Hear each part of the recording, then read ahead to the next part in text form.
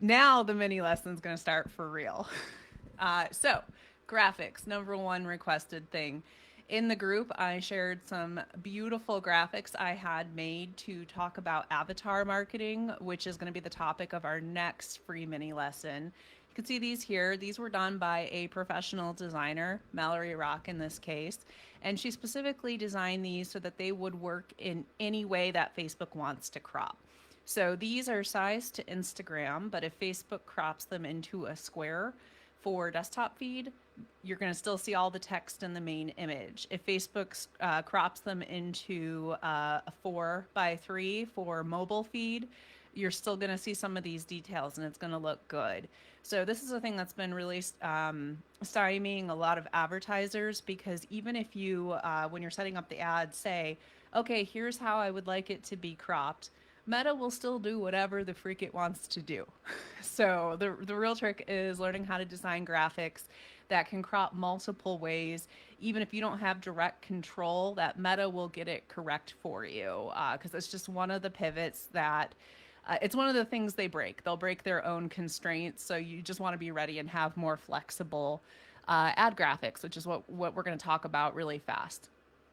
Um, on the Kickstarter side, I wanted to show you some of what I'm doing. So I have a lot of little transparent graphics that I can quickly just pop on top of my headers and ads for quick creation. So I have my wax seal logo, I have the title of the book, I have the Project We Love badge, and I have my little funded thing. I also just pulled the main colors out of my book to make a pleasing color scheme, which I've done nothing with, but I still have no regrets because it makes me happy to look at the color scheme. And having all of those things, what I can do is I can use Canva or Photoshop and just pop and play. For the most part, I'm sticking with my professionally designed graphics. I don't use AI art in my projects, even though I do use AI to help with the copywriting, which we can talk more about in the course, or if you have questions, pop those in. I always go with custom illustration, a graphic designer, or I make the images myself with stock. But one big pivot that's super helpful is I had my designer create a bunch of pretty images for me. Whoop. Stay in the call. Stay in the call. Oh, you brat.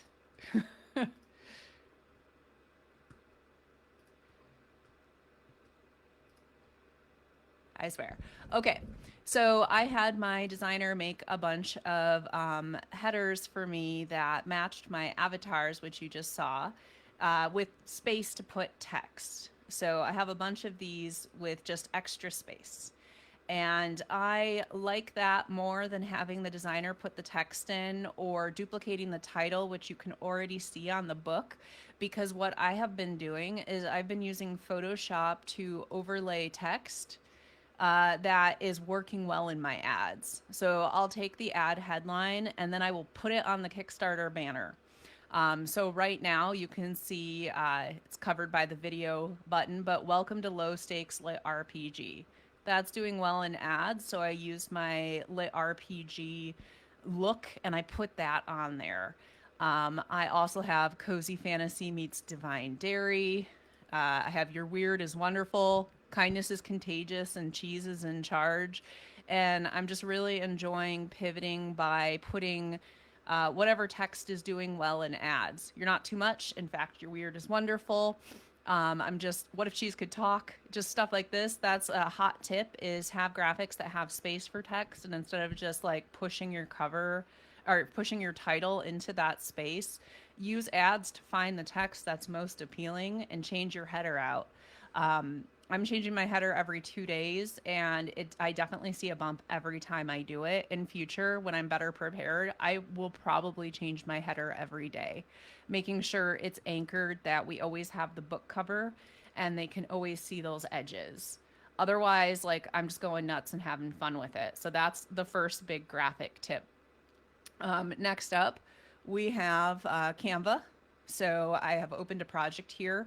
So again, preparing, whether or not you're running Kickstarter, any type of ads on Meta right now, they will crop however their heart desires. Even if you're only doing Facebook feed placements for traffic ads, you're still going to get cropped because mobile and desktop are different.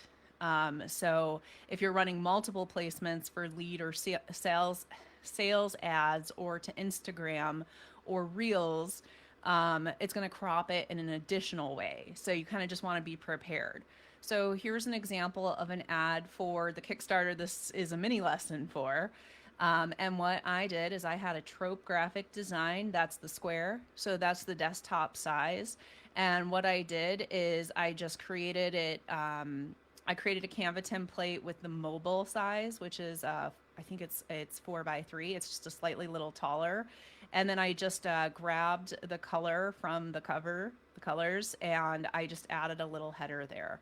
So this will look good on mobile or desktop. This will not look good on Reels though, because this was an ad I created a while ago before I got better at it. So here's an example of one that will work on any placement. And I found a really quick way to check this, and I want to show you guys because this will be included in the course. If you for whatever reason are a crazy person and don't back the Kickstarter, it's only $50. This is something you can make on your own. I'm not going to be sharing it openly in the group, but for my course, these will be available. These are really quick and dirty grids I made. So I went into the back of Facebook and I found the crops that they routinely do. I don't know why that one's weird.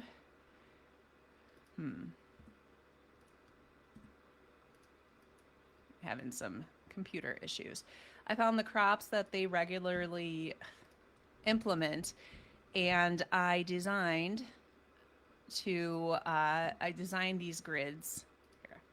Here. My internet's being weird, but you can see I brought it in and I overlaid it, and the red box is how it's going to look on mobile feed, which is what I designed for first because that's my primary placement. The green shows how it's going to be cropped for desktop. So you can see that if you run ads is getting cut off, but this will help is still there. My full face and the full cover name on the cover is still there. And then if it gets cropped for Reels, that's the purple. So it still looks good. This is like a main pivot to make, is to make sure your text is confined so that if it's in Reels, it's not going to get cut off at the edges. That's number one mistake I see people make. And this blue, it says other minor placements, does not have to be centered, can appear anywhere on larger graphics. So I think that they're going to actually do away with that because technically this is the desktop sidebar placement.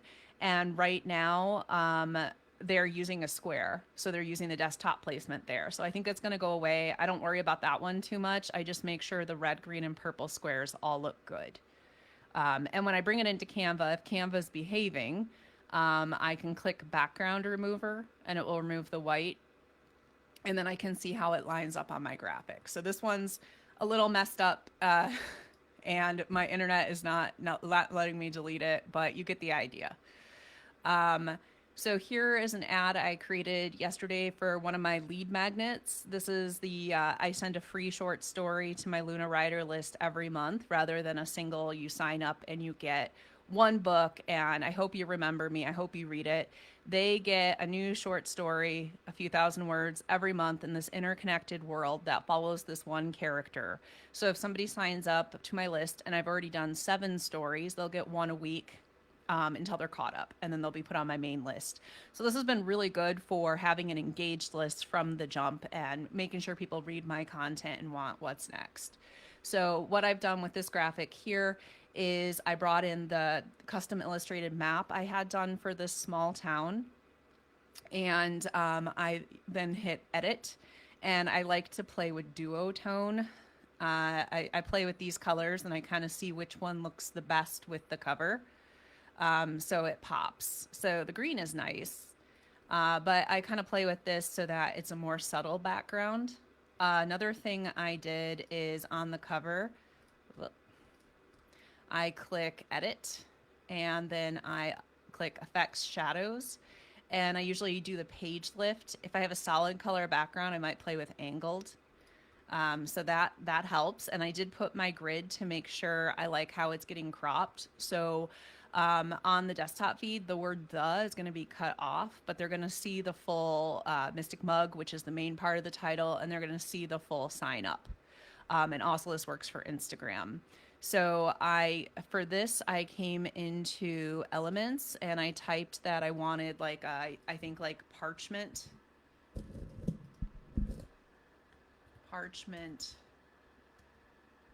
banner or something like that, and it will bring up its various stock images. So from graphics, this is the exact one I chose. So I popped it in there, moved it around, and I put text on top of it. Here's another version of the same ad where I brought in some cover art from a different book in the same world, and I used kind of the back cover to show the small town vibes. And then here's one I made right before this class. So I put the cover there with the shadow. I brought in the full cover art. This is the back cover. So it coordinates really well. And then I put read free and Kindle Unlimited with just a little pop for that free. And a cool thing you can do is Canva will pull colors from your images. You can also do a new color and do the color dropper. So I wanted to bring in the Necromancer's fire, and that is what I did to kind of make it all coordinated, and I put a shadow on the text. So that's something I play around with to make sure it's clear and easy to read. And I think that this pops already, but if I wanted to play with it some more, I would usually go with Duotone versus a filter and see what that kind of does to the vibe. And you can play with the intensity as well. So if this is getting too washed out, I can kind of lower it, and that just makes sure everything is legible and the cover stands out. For this one, I really like just the way it is.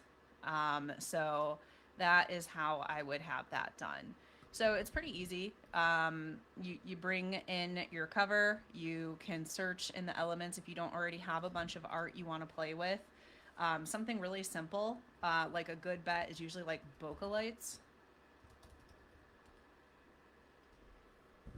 All right. So then not videos. I look at either photos or graphics is going to be like vectors. And I just grab something I like.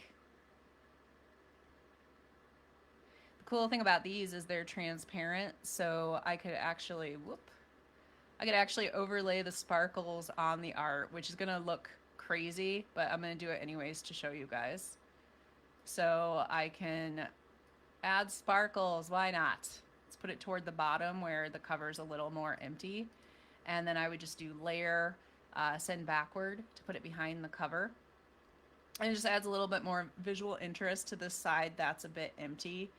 I wouldn't run it that way. I'm not a fan. I like the art clean, but just an example of a thing you can do. Another thing that's super helpful in Canva that I do all the time is I'll search for gradient to add more contrast. So I want a blue gradient here, and I can pick the one I like. Let's see, what do I like? I kind of like this one here. So I popped it in. Oh, I'm out of time, so we'll finish this up. I popped it in and make it bigger. And then I can layer, send backward so it's behind the cover. And then I can even play with the transparency if I just need a little bit more crispness. And I think that stands out. I like that. So I'll probably keep that. But that is my quick and dirty graphics lesson. I hope it helped, and I will see you guys in the comments. I will be posting a transcript and quick notes along with the ability to ask questions if you head over to the Kickstarter page. I will post that as an update as soon as I get everything organized. So, hey, we got a live backer. Cool. Thanks for joining me, and I will see you guys in another mini lesson this weekend to talk about persona/avatar marketing, which I've talked about a little bit in the group, and I have a lot more to say. So I will see you guys